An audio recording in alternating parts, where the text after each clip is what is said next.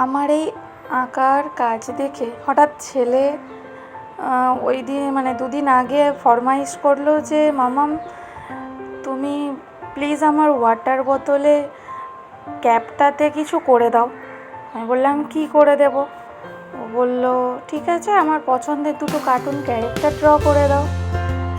আমার কাছে তো এটা একটা চ্যালেঞ্জের মতো, বাপ রে বাপ, এগুলো আমি কী করে করবো? এরকম তো আগে কখনো সচরাচর করি না, কিন্তু ছেলের কাছে নিজেকে প্রমাণ করতে হবে, নাও বলতে পারছি না।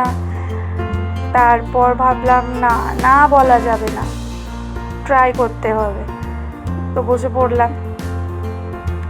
তারপর দেখো করতে করতে মনে হচ্ছে না মন্দ হচ্ছে, কিন্তু খুব ভয়ে ভয়ে কাজটা করছি। যদি ভালো না হয় ছেলে হাসবে, আর নিজেকেও প্রমাণ করতে হবে যে হ্যাঁ, তবেই না ছেলের কাছে নিজের মানটা বজায় থাকবে। তো দেখো কেমন হয়েছে, আমার তো বেশ ভালোই লাগছে। তবে সবথেকে বড় কথা হলো ছেলে খুব খুশি হয়েছে দেখে। ওয়াটার বোতলটা আরও পছন্দের হয়ে গেল এই দুটো কার্টুন ক্যারেক্টারের পর।